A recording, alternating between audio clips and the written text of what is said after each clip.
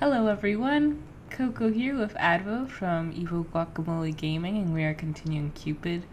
It has been a very long time since we have last played. I did not really get to do as much recording during my hiatus as I would have liked, since a lot of things then decided to come at me. I was like, oh, she's taking a break. Let's throw stuff at her. But Come at you, sis. pretty much. But we're together doing this again, and let us continue the story. Um, so is this is this mother? I'm not sure. I think so. Okay. Go for it. Then We'll figure it out. the second candle is lit. Its name is Philia, the love for friends. The yellow candle shone and danced with her breath. Let this man they need to work on their kerning because that definitely looks like bum. Bum. It does. Let this candle burn until the wick is spent. Encourage friendship. Bring forth memories. Let me walk in his halls without any suspicion. Let me rummage through his belongings invisibly. His journal. He guards his journal fiercely. I must find it. Ooh. You hear all about his crushes. Rosa adjusted her coat as she sat on one of the reserved seats. The theater was packed, the air buzzed with excitement. She hadn't realized this many people would come tonight. Oh, Mother, I wish they would stop staring at me. And why not? This was Madame Catherine Paredes' first solo concerto. Her name had been slowly gathering recognition the past few years. It was feasible to expect a full house. Still, the turnout was more than they had expected. Paris had taken Rosa and Catherine by surprise. The sheer number of people and their liveliness were well above the usual sights of their small town. Catherine was obviously thrilled with the opportunity to play in such an esteemed venue for her debut. Rosa tried her best to keep her anxiety under control. This was for Catherine. Yes, for her. This was her night. Rosa took a deep breath and released it slowly. It relaxed her. I hope the show starts soon. Rosa's eye drifted towards the stage and then to the throng of people gathered on her far left. Say they caught it again. In the middle of the huddle stood a familiar shape of a man. He had his back to her, but the posture and the build were unmistakable. That is Gujem. Her heart made a sudden gleeful jump. She was delighted that he had made it to Catherine's show. He had been traveling extensively recently. What if she walked over and made sure? Then it's not him and she just shuffles awkwardly away. Gujem would greet her kindly. She was sure Catherine would be thrilled to know he was here. Rosa pondered for a bit, reminded of a sudden wince of pain. Soon the master of ceremonies obliged people to take their seats.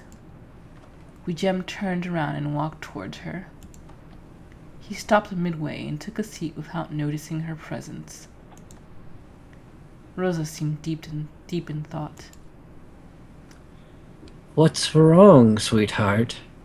Is something bothering you? Nothing, Mother. Don't lie to me.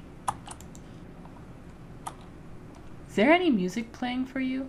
Nope. I Okay, think it's supposed to be quiet. yeah, just wanted to make sure. I just didn't expect to see him here, that's all. Oh, I see. It is the same problem, isn't it? Does Hmm. Guillaume's presence upset you? Are you worried about Catherine now that he's here? These are seemingly nice for Mother, but we know that he will twist it around somehow. Yeah. Hmm. Are you worried about Catherine or Guijams? Wanna ask about Catherine? Maybe that'll give us more insight into just what's Yeah, been that's going probably good. on. Alright, let's go with that. That filthy man again. I'm sure Catherine will be pleased. Hmm. Whatever will she think now that her lover is back? Oh. I bet she would rather spend all her time with him, as usual. My poor darling. Always running after her star. I wonder how long until she is tired of you constantly tagging along. You brag to me that you share everything like sisters. Does that include Williamy too? Why not? Oh, you're making your life so complicated, darling. Why do you even bother yourself with these people? It is obvious that he is never going to look at you. It is obvious that she will abandon you. Hmm. You don't know. Maybe she wants Catherine to look after her. You know, if Guillermo is not looking at Rosa, this is not necessarily a problem. Yes. Because, so, you know, I feel like this is something Rosa can deal with better. Yeah. So let's go there. Alright, it is obvious he will never look at you. Never gonna look at you. Okay. Do you like being so miserable? It saddens me to see you like this. Uh huh. He has eyes only for Catherine now that her sister is dead. Must you always impose your presence like a little dog? It's not like that, Mother. We're friends. Friends? Darling, friendship is nothing but a shallow kind of relationship. People change friends as easily as the weather. You don't even remember the friends you make at a certain age. Friendships do not last. Family is more important. Eh, that's a tricky one. I Well, if we mean, get, I feel like again, if we're gonna be nicer to Rosa, like friendships not lasting is a that's not thing. necessarily a bad thing. Yeah, because you can move on with your life, but like family being more important is actually inherently kind of toxic. Yeah. Especially when you consider her mother. You Exactly. know, so let's go with friendships do not last. Okay.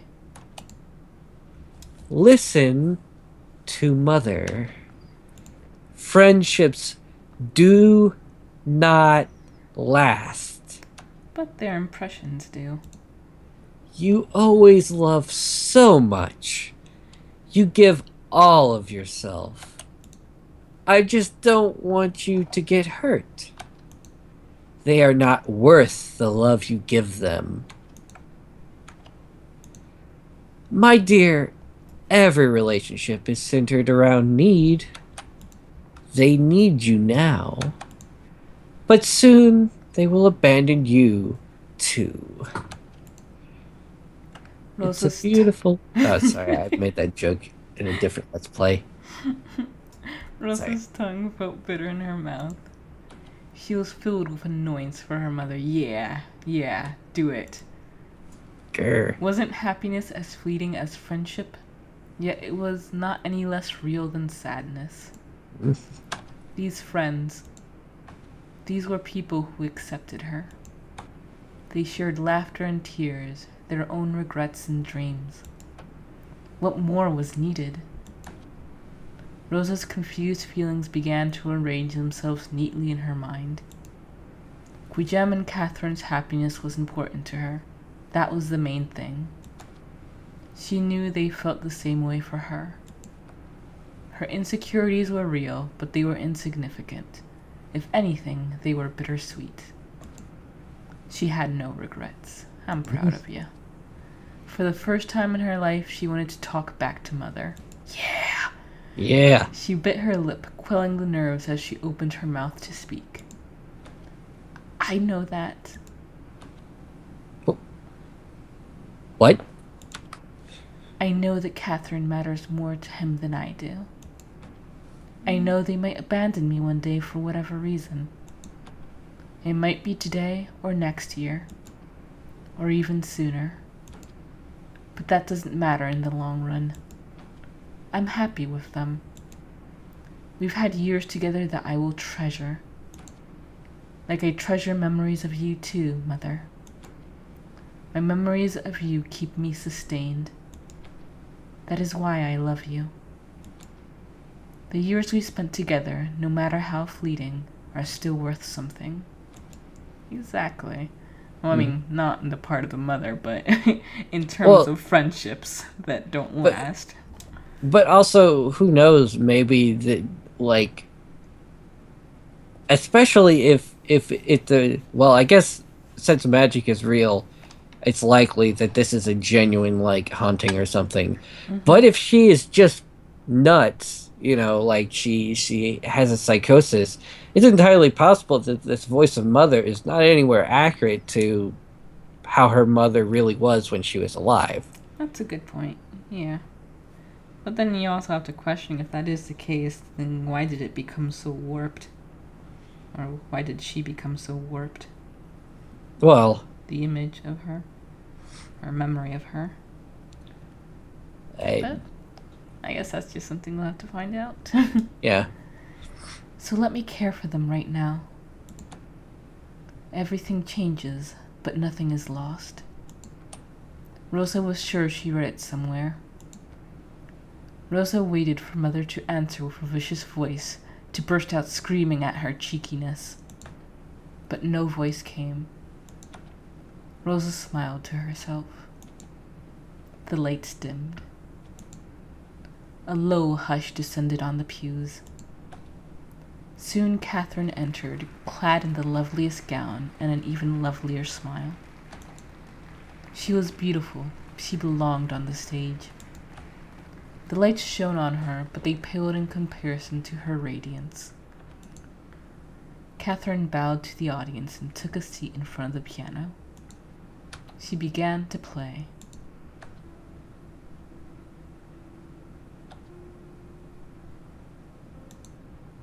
Rosa gripped the handle of her seat. She felt surges of emotion with every note. A kind of energy passed through her, touching her skin and making her break into goosebumps. Oh, Catherine. Rosa hadn't known of such an effect before this moment. Music that could so strike the heart as if it was fiddling with the soul. It was different from practice, different from when she was performing in front of smaller groups. This was a stage, and here was a woman with strings. She was tugging the right keys, touching your heart and electrifying your soul. Rosa realized she wasn't alone in this feeling. The whole room was mesmerized. She looked at the lady beside her. She had a hand to her open mouth.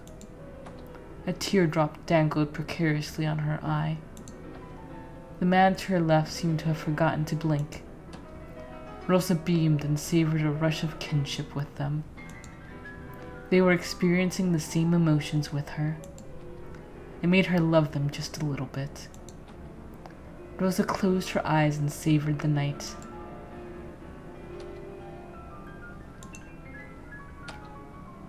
A bead of sweat fell from Catherine's chin. She was out of her body now.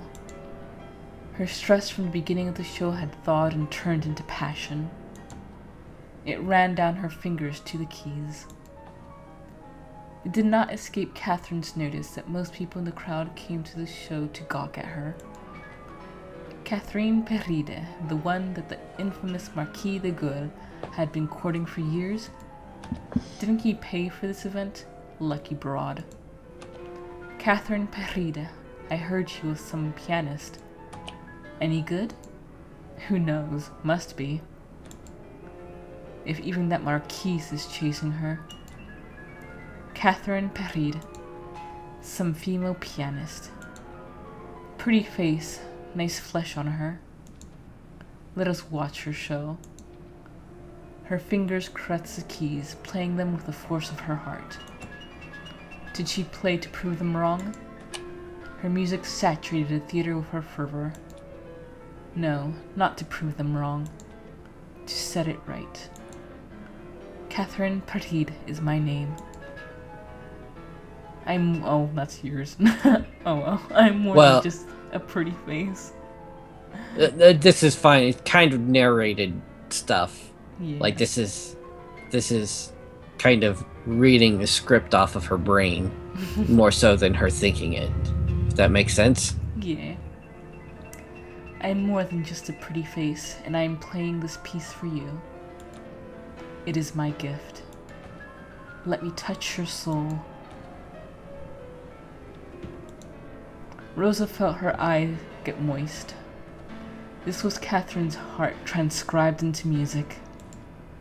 All energy and beauty was the strength of the wind.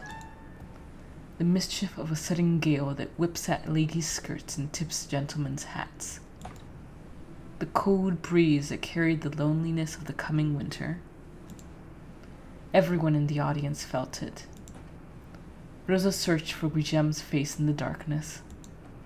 She couldn't see him clearly, but it didn't matter. She knew he was feeling. She felt it too. Rosa's heart began to ache. It was a sting she didn't know how to name. After the show, Rosa greeted Catherine in her backstage dressing room. She was smothered in flowers from the audience. Sweat glistened on her forehead. Catherine gave her a tight hug. Congratulations, Kath. You were marvelous on stage. Thank you, Rosie. Catherine covered her cheeks with her hands. I'm still shaking.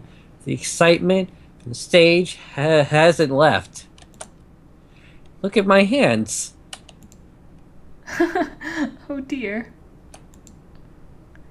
So I would call this show a success, yes? Pour the champagne, cheery. It is a night to remember, so let us black out. Yeah, that's how you do it. Catherine and Rosa hugged again. Let me just finish up here, Rosa. Then we'll celebrate properly. Wink, wink. Wink, wink, wink. Two young, ravishing ladies simply sampling the best of what Paris has to offer. Booze. I like it. Rosa laughed. Just don't let go of my hand. You might get lost being so starry-eyed. She was teasing, but smiling brightly all the same. I would never. Anyway, shall I meet you outside in a few minutes? Very well. I'll see you later. Rosa was thankful to leave the backstage area. She had almost forgotten her anxiety during the show, but the backstage was an ill reminder of the crowd. She looked forward to the night ahead, wondering vaguely why she hadn't mentioned Guillem's presence to Kath. She shrugged it off. It had simply slipped her mind, that was all. And that is a good spot to end this episode. Thank you guys for joining, and see you next time. Farewell. It is. That's a curio full of model skeletons. What the hell? What's he got padlocked in that cabinet? Do I want to know? Yikes. I better get out of here and go back upstairs quickly before I get attacked by a giant toad. I find a giant bag of unground coffee beans and I'm sure I can just barely lift myself. But more interesting is the book that's resting on top of it. With its worn leather cover embossed with silver swirlies in the shape of a cat, it looks like a spell book or something.